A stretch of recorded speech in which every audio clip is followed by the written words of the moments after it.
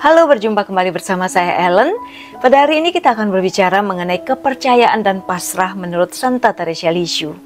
Kalau kita mendengar kata kepercayaan atau pasrah, mungkin banyak dari antara kita berpikir, apakah ini sama dengan orang yang merasa tidak mampu lagi berbuat apa-apa, atau tidak berdaya, atau putus asa. Sebagian dari kita berpikir atau melihat bahwa kata pasrah itu cenderung kepada tidak mampu lagi berbuat apa-apa atau putus asa. Namun, kepercayaan dan pasrah menurut Santa Teresa Lisieux itu adalah gabungan dari iman, harapan, dan kasih. Jadi, ketika Teresa Lisieux mempercayakan hidupnya kepada Tuhan, itu karena dia betul-betul percaya bahwa Bapaknya itu adalah Bapa yang baik.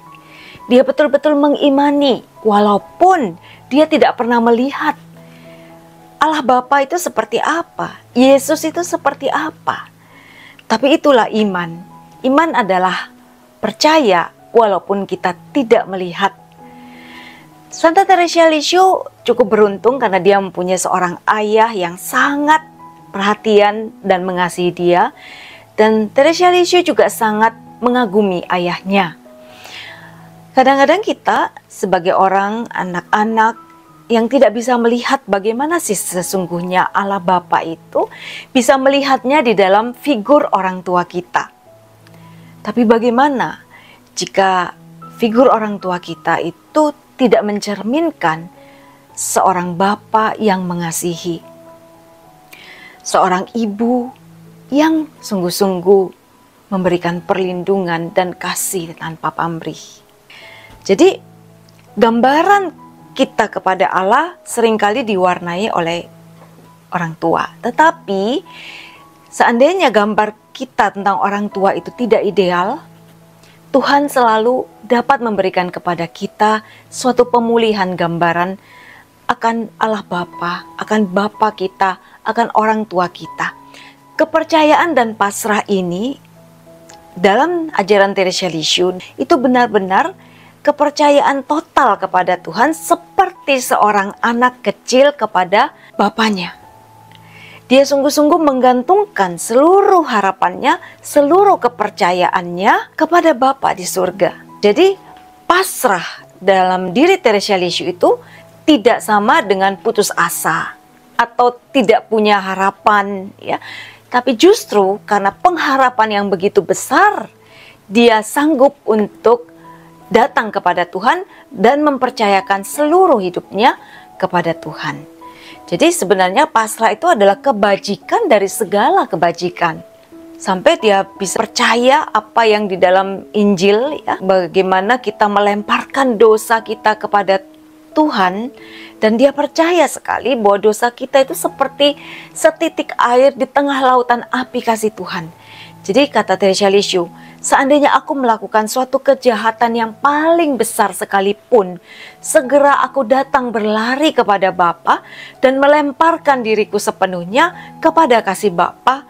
Dan pada saat itu aku percaya bahwa dosaku akan hilang lenyap seketika itu juga. Itulah kemurahan Bapa. Dan dia percaya sekali bahwa Allah Bapa itu adalah Allah yang menggenapi janjinya. Dan di lain pihak, Teresa Lisieux juga sangat percaya pada keadilan Bapa. Seringkali kita kalau mendengar kata keadilan dan kita anggap kita ini adalah orang berdosa, kita mungkin takut kita akan dihukum karena dosa-dosa kita. Tapi Teresa Lisieux mengingatkan kita di dalam penghayatannya dan di dalam pengajarannya akan kasih Bapa dan keadilan Bapa.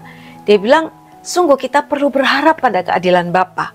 Kalau Tuhan itu menghukum orang yang berdosa, maka dia pasti juga akan bisa melihat segala niat-niat baik kita di balik segala kegagalan kita. Jadi seandainya pun kita ini tidak bisa menyelesaikan suatu tugas dengan sempurna, tetapi kita sungguh-sungguh sebenarnya niat untuk melakukannya dengan baik. Tetapi karena keterbatasan kita, karena kelemahan kita, kita tidak mampu menyelesaikan, maka niat kita itu pun menjadi suatu hal yang diperhitungkan oleh Tuhan, karena Tuhan itu begitu adil. Dan Dia tahu bahwa kita ini adalah orang-orang, anak-anak yang rapuh. Makanya Teresa Lisieux juga mengatakan bahwa dia selalu ingin menjadi anak yang kecil. Karena kalau anak yang kecil itu dia selalu bisa mendapatkan pengampunan dari Bapa. Dan dia bilang, saya nggak mau jadi besar. Kalau saya jadi besar, saya harus ngasih makan diri saya sendiri dengan segala rahmat rohani. Padahal aku tahu, aku nggak bisa memberi makan diriku sendiri dengan segala macam rahmat rohani. Kecuali Allah Bapa yang memberikannya kepadaku. Aku ingin tetap kecil. Aku ingin seperti pengemis kecil yang menadahkan tanganku kepada Bapakku untuk menerima segala berkat-berkat darinya.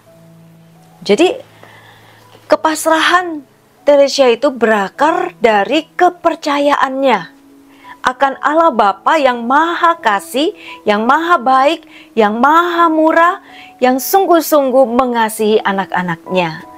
Teresa Lisieux selalu mengarahkan pandangannya itu kepada surga tanpa mau dihalangi oleh apapun juga.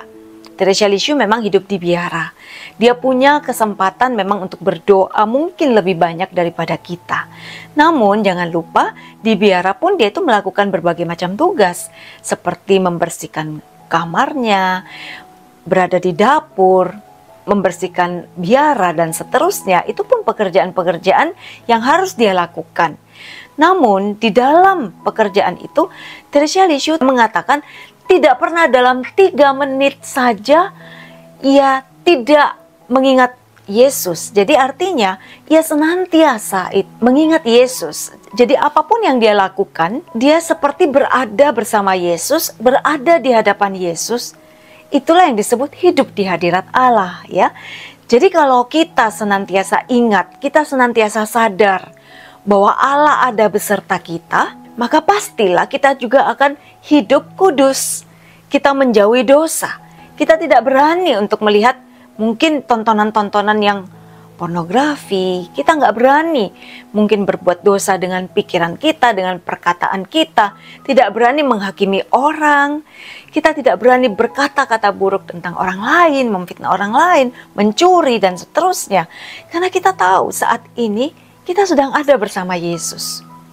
Demikian Santa Teresa Lisieux, dia mengatakan tidak ada dalam 3 menit dalam hidupnya dia tidak mengingat Yesus. Jadi dia senantiasa mengarahkan pandangannya kepada Yesus. Dia senantiasa mengarahkan hidupnya kepada surga. Nah, bagaimana untuk kita yang hidup di tengah dunia saat ini? Dengan berbagai macam aktivitas kita. Kita masih juga kerja, kita sekolah, kita mengurus rumah tangga, kita merawat orang tua, dan lain sebagainya. Bagaimana kita mengikuti apa yang diteladankan oleh Teresa Lisieux, seorang santa kecil, umurnya sangat belia, hidupnya juga singkat, tetapi dia menjadi seorang santa yang besar sekali, menjadi pelindung misi, pujangga gereja. Karena dia punya cinta yang begitu besar untuk segala misi di gereja, karya-karya di gereja, dan untuk seluruh tugas-tugas pelayanan yang ada dalam tubuh mistik Kristus. Nah, Teresa Lisieux menemukan panggilannya dalam cinta kasih. Dia mengatakan, aku pengen jadi misionaris, aku pengen jadi martir yang besar. Tetapi aku tahu aku nggak bisa keluar biara. Tapi akhirnya dia menemukan, dia sangat jenius, dia menemukan seperti jantung, itulah panggilanku yang memompahkan cinta ke seluruh tubuh gereja. Dan itu yang dia lakukan.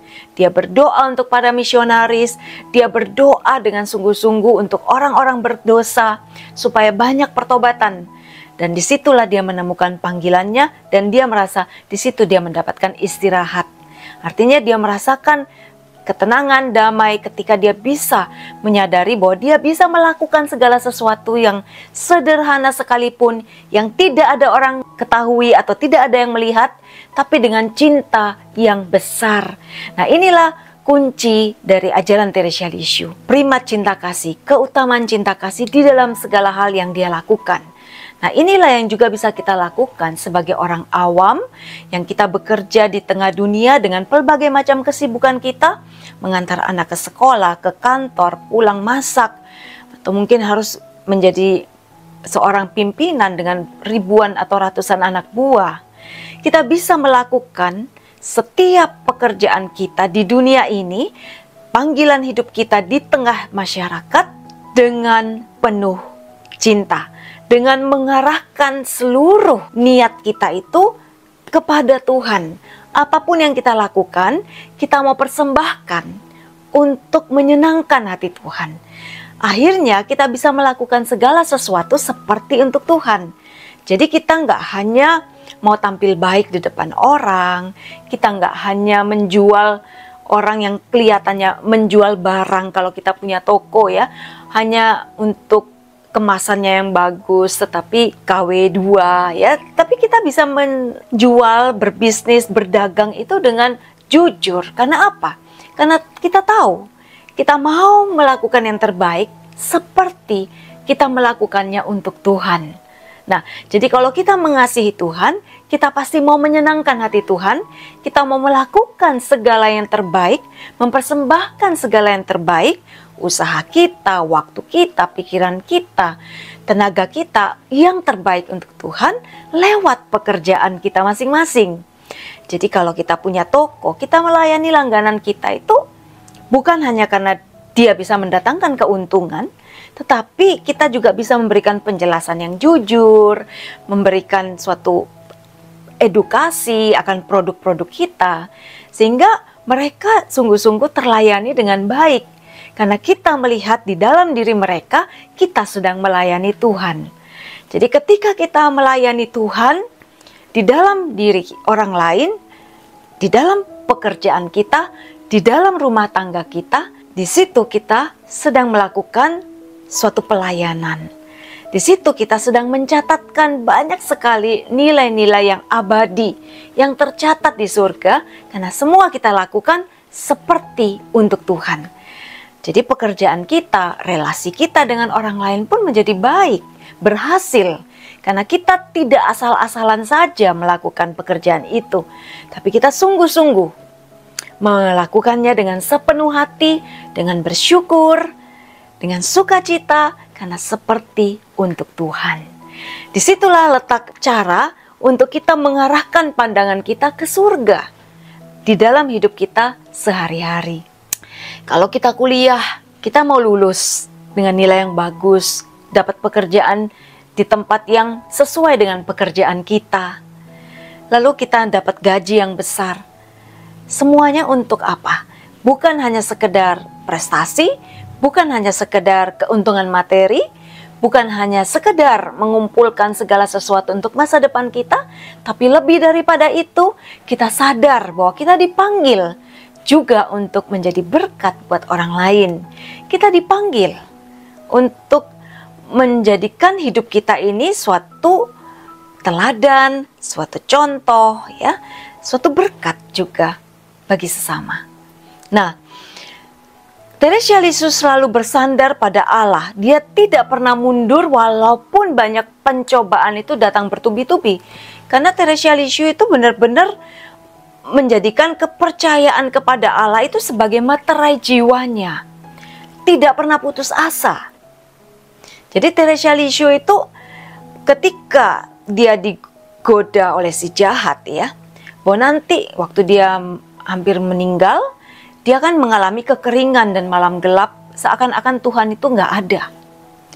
Nah, pada waktu itu dia mendapatkan suatu godaan besar terhadap imannya. Si jahat mengatakan, gimana kalau nggak ada surga? Tapi si Teresa Lisieux, karena dia mencintai Tuhan, dia ikut Tuhan bukan karena surga, jadi dia nggak goyah. Dia katakan, kalaupun surga nggak ada ya nggak apa-apa, aku tetap cinta Yesus. Bahkan aku akan masuk ke neraka, memberitakan tentang Yesus di neraka. Jadi karena dia mengikuti Yesus dengan tulus tanpa pamrih, bukan karena berkat rohani, bukan karena supaya dapat upah dari Yesus atau surga, bukan semua itu, maka kepercayaan dia itu tidak pernah tergoyahkan oleh segala macam pencobaan. Dan Teresia ingin menjadi suci dan dia yakin sekali akan pertolongan Tuhan. Karena Kristus sendiri menghendaki. Dia pernah mengatakan kepada pembimbing rohaninya bahwa dia pengen sekali menjadi orang kudus besar seperti Teresa Avila. Tokoh yang dikagumi juga. Tapi pembimbing rohaninya bilang, oh kamu itu sombong, kamu itu candang. Namun Teresia Lisieux mengatakan dalam hatinya, kan ini kehendak Tuhan bahwa aku diminta menjadi sempurna seperti Allah Bapa di surga. Jadi dia percaya sekali bahwa ini adalah kehendak Tuhan untuk dia tuh menjadi sempurna, untuk dia menjadi kudus dan kekudusan yang besar. Oleh sebab itu, dia punya kepercayaan yang besar sekali untuk terus maju di dalam kekudusan hidup. Dan dia mengagumi sekali tokoh Yohanes Salib. Yohanes Salib mengatakan setiap orang memperoleh dari Tuhan sebanyak yang dia minta, sebanyak yang dia harapkan. Jadi kalau kita mengharapkan kekudusan, kita mengharapkan pertolongan Tuhan, kita mengharapkan Roh Kudus, kita mengharapkan bahwa hidup kita diberkati supaya kita juga bisa menjadi berkat bagi banyak orang.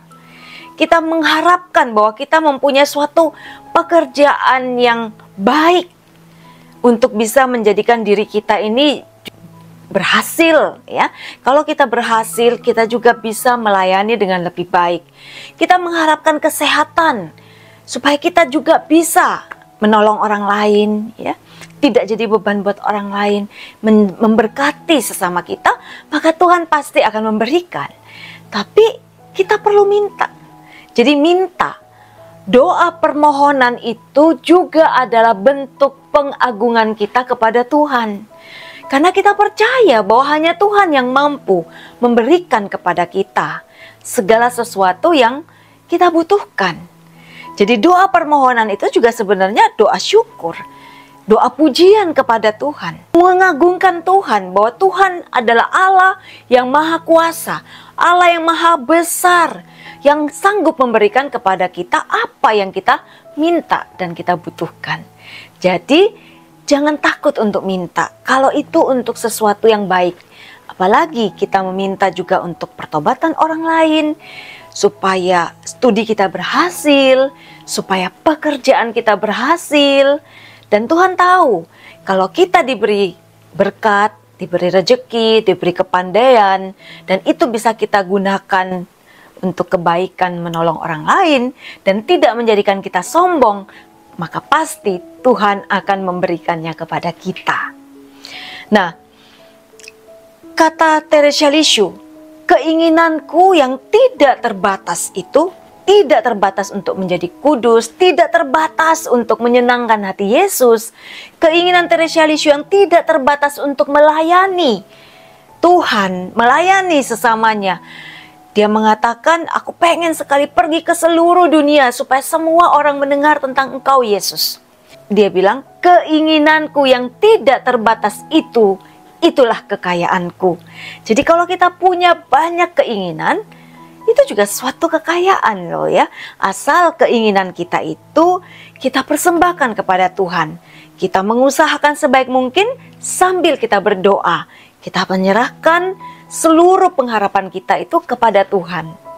Jadi kita bekerja sebaik mungkin, melakukan bagian kita, apa yang bisa kita lakukan, dan selanjutnya kita juga serahkan kepada Tuhan untuk menyempurnakan.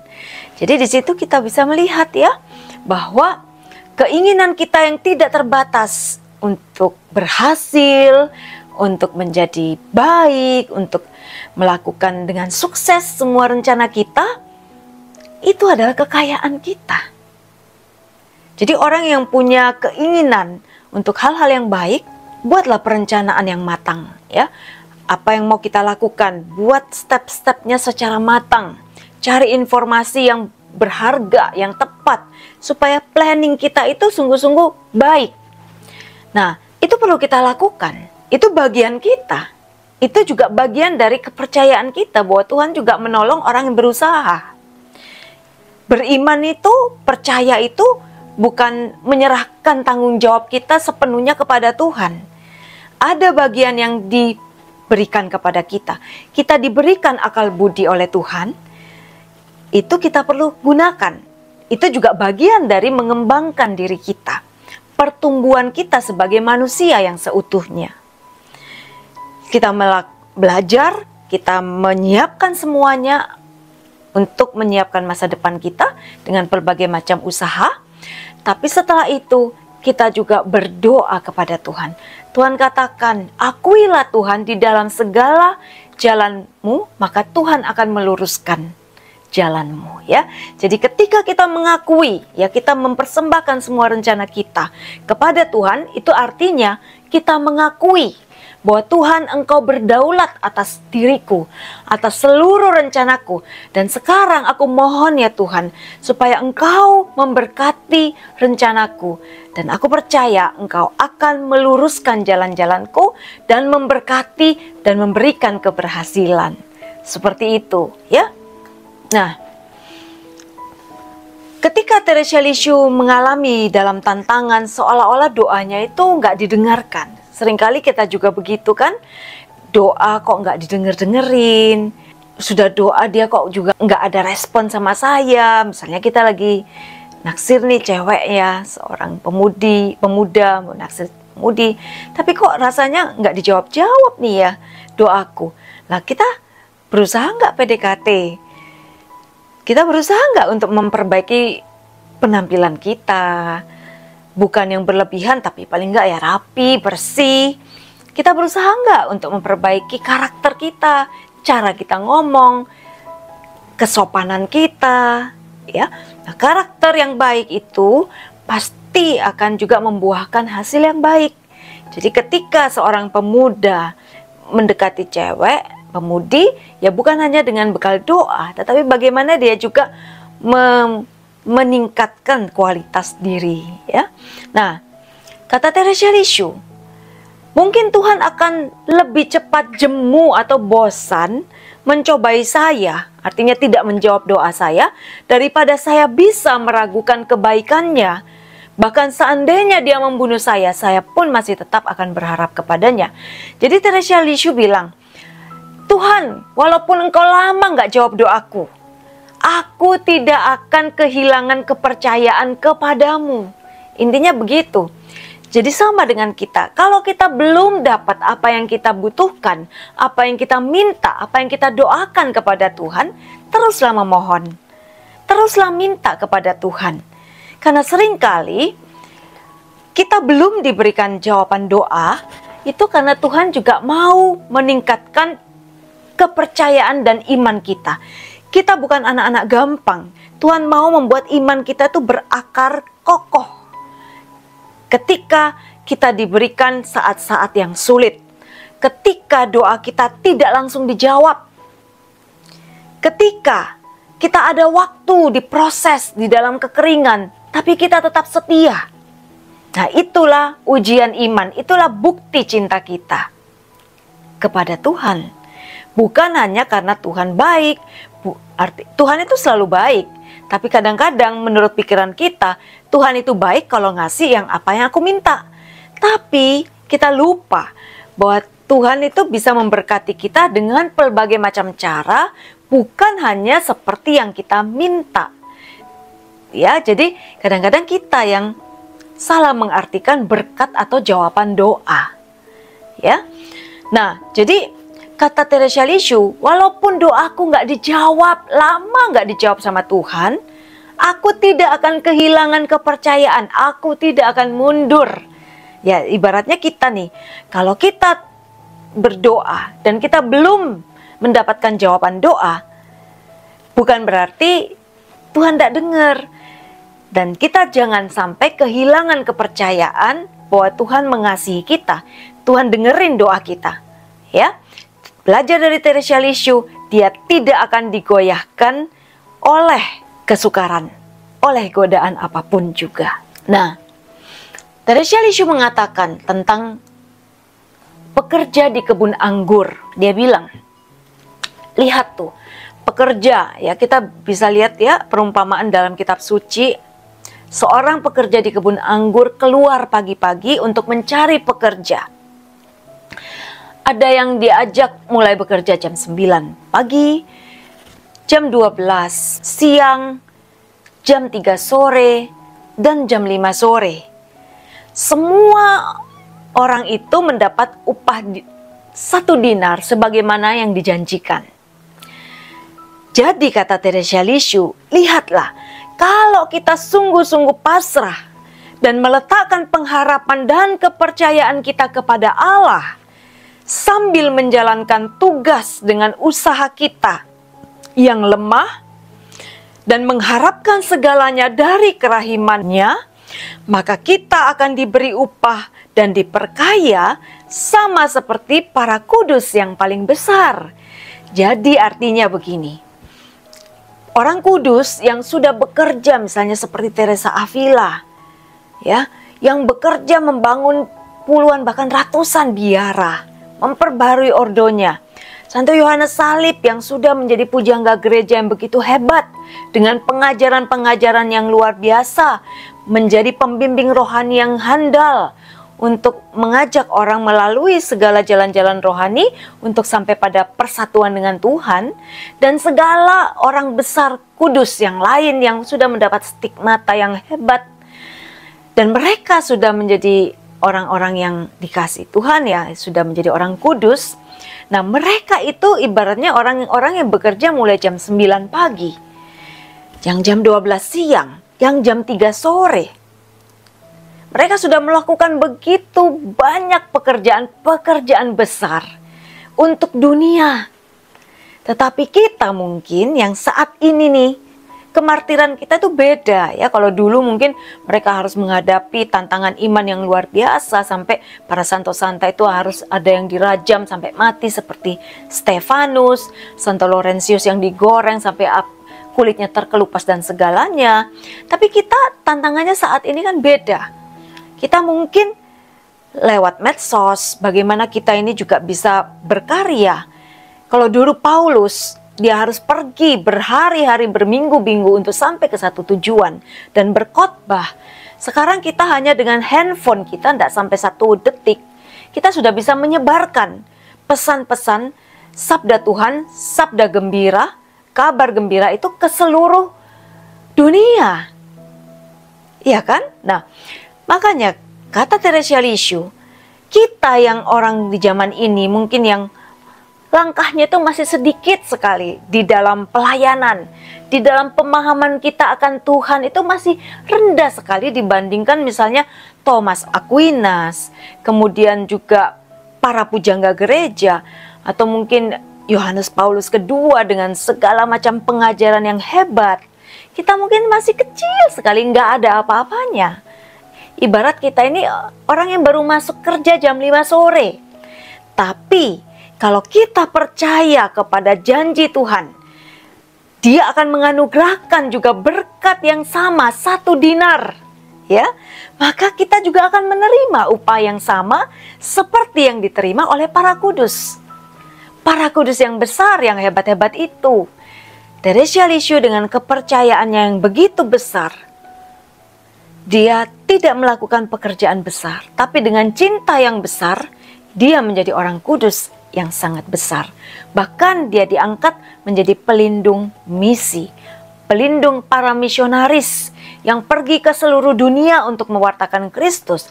Tapi Teresia Lisieux dibiara hanya duduk di tahta Allah di dalam doa. Dengan cinta yang besar, dia juga mendapatkan tempat yang istimewa di dalam hati Tuhan. Demikian juga kita yang kayaknya itu kecil, kayaknya itu sederhana, kayaknya itu bukan siapa-siapa. Tetapi ketika kita melakukan pekerjaan kita yang sederhana di rumah, di sekolah, di kampus, di tempat kerja kita, pekerjaan kita, rutinitas kita sehari-hari, dengan cinta yang besar, di situ kita juga akan mendapatkan upah yang sama dengan para kudus di surga. Karena itulah janji Tuhan, itulah kerahiman Tuhan. Orang yang bekerja mulai jam 5 sore pun mendapat upah yang sama, 1 dinar sehari. Mari kita berdoa. Demi nama Bapa dan Putra dan Roh Kudus. Amin. Allah Bapa di surga, kami percaya Tuhan bahwa belas kasih-Mu tidak dibatasi oleh kelemahan dan dosa kami. Dan kami percaya apabila kami sungguh-sungguh mencari Engkau, maka Engkau akan memberikan diri-Mu ditemukan. Dan kami juga percaya Tuhan bahwa pada saat ini Engkau berkenan mendengarkan doa kami. Kami yang merasa lemah, kami bukan siapa-siapa, kami tidak punya apa-apa, bahkan mungkin yang saat ini kami punya dan bisa kami persembahkan hanyalah dosa dan kelemahan kami. Namun saat ini Tuhan, kami mau mempercayakan di dalam kepasrahan sepenuhnya, di dalam pengharapan kami yang tidak tergoyahkan pada kerahiman-Mu. Kami mau melemparkan diri kami yang kecil berdosa ini di dalam lautan kerahiman-Mu, dan kami percaya Tuhan, Engkau dengan belas kasih-Mu berkenan menyambut dan menerima persembahan diri kami yang sangat tidak sempurna, diri kami yang lemah dan rapuh ini. Terima kasih Tuhan, terima kasih Yesus, karena Engkau berkenan memberikan rahmat dan belas kasihan-Mu kepada kami yang kecil ini. Semua ini kami panjatkan demi Kristus Tuhan dan pengantara kami. Amin. Demi nama Bapa dan Putra dan Roh Kudus. Amin. Sampai berjumpa kembali.